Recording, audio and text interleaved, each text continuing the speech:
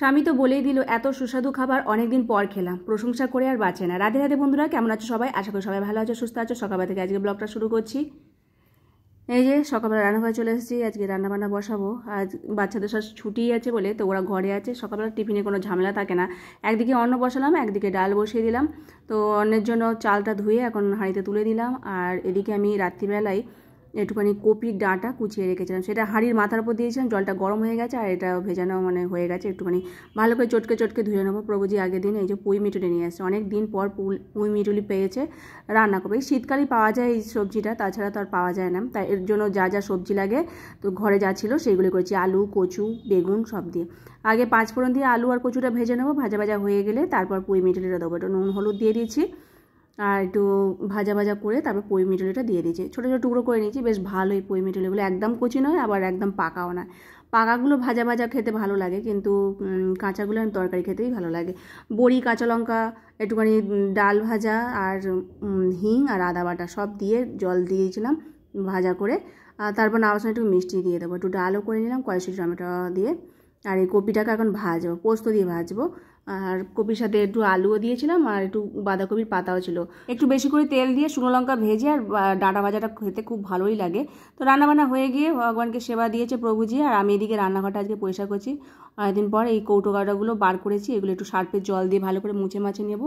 আসলে রান্না করতে করতে মানে তেল হাতটাই দিই, তেল চিটে হয়ে যায়, তো সেগুলো মাঝে মাঝে এরকম সার্ফে গুঁড়ো দিয়ে একটু পরিষ্কার করে নিয়ে আর শোকেসটাও গুছিয়ে গেছে পরিষ্কার করে রেখে দেবো, তাহলে খুব সুবিধা হয়, দেখতেও ভালো লাগে রান্নাঘর পরিষ্কার পরিচ্ছন্ন করলে। একটুখানি সার্ফের জল দিয়ে ভালো করে পরিষ্কার করে নিচ্ছি, একটু ধুয়ে এখন শুকনো করবো, তারপর পরে আবার এটাকে গুছিয়ে তুলে দেবো।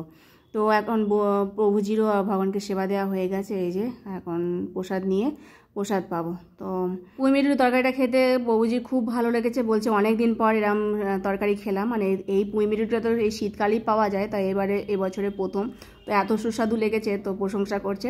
তো আমারও ভালো লাগলো, খেতে খুবই ভালো হয়েছে। এদিকে অনলাইনে কিছু জিনিসপত্র অর্ডার করেছিল, সেগুলোই লোকটা এসে দিয়ে যাচ্ছে। গোকে বললাম নিয়ে যেতে, আর ও নিচ থেকে উপরে দিতে, যে গোগো এখন ব্যাগে করে আমাকে দিয়েছে, বলছে ধরে নাও। তো আমি ধরে নিলাম, যেগুলো ফ্রিজে রাখা সেগুলো রাখবো। জয়িতার তেলটা নিয়ে আসছে, আর এই যে পনির নিয়ে এসছে আর চিজ নিয়ে এসছে, সেগুলো ফ্রিজে ঢুকে দেবো, বাদ বাকি সব গুছিয়ে গাছে রাখবো। এদিকে সব শুকনো করে নিয়েছি মুছে মাছে, আর এগুলো জল ঝরে গেলে তারপর শোকেসের মধ্যে ঢুকিয়ে দেবো। আর এদিকে বাসনগুলো যেগুলো পড়েছে ঠাকুরের, সেগুলো সব ধুয়ে নিচ্ছি।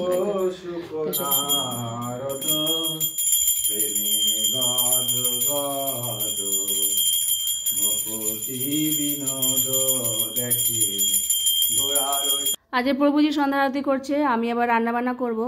তো আজকে রান্না করছি আমি আবার আলুর পরোটা। আগের দিনে আলুর পরোটা করেছিলাম, জয়িতার খুব ভালো লেগেছে, বলছিল মা আজকেও আলু পরোটা করো। প্রেসারের মধ্যে আলু সেদ্ধ বসিয়েছি, এদিকে আটা মেখে নিয়েছি। আটা মেখে আলুর পুরটা ভালো করে মেখে নেবো, নিয়ে তারপরে পুর দিয়ে আর যেরকমভাবে করেছিলাম সেরকমভাবেই করবো। আর যেহেতু এর গুঁড়ো মশলাটা করে রেখেছিলাম আগের দিনে, তো আজকেও হয়ে গেল ওইটা দিয়ে। তবে আজকে একটু চিজ দিয়ে দিচ্ছি, আলুর সাথে চিজটা ভেতরে গলে যাবে, খেতে খুব সুস্বাদু হবে, সেই জন্যই তো এরকম করে ঘষে দিচ্ছি। আর যখন আলু পুরটা দেবো, একটু করে চিজ ওর আলুর পুরের মধ্যে ঢুকিয়ে দেবো। তো এই দেখো পুর বানিয়ে এখন একটু করে চিজ আর একটু করে দিয়ে দিচ্ছি। তো বেলবো, বেলে তারপরে এটাকে ভেজে নেবো। রাতের জন্য এই সকালবেলা যা তরকারি ডাল তো করেছিলাম সবই শেষ হয়ে গেছে, তাই জন্য ভাবলাম রাত্রে আবার তরকারি করতে হবে। তরকারি আর করতে ভালো লাগছিলো না, ওই প্রেসারের মধ্যে আলু সেদ্ধ করে খুব শর্টকাট হয়ে যায়, তরকারিও করতে লাগে না, সস দিয়ে করলে খেলেই ভালো লাগে। তো এখন ভগবানকে ভেজে দিয়ে দিচ্ছি, আমারও এখনও ভাজা হয়নি সব কটা। গোকে বললাম দিতে। আর আজকের মতো ভিডিও এখানে শেষ করছি। সকালে ভালো থেকো, সুস্থ থেকো, হরে কৃষ্ণ।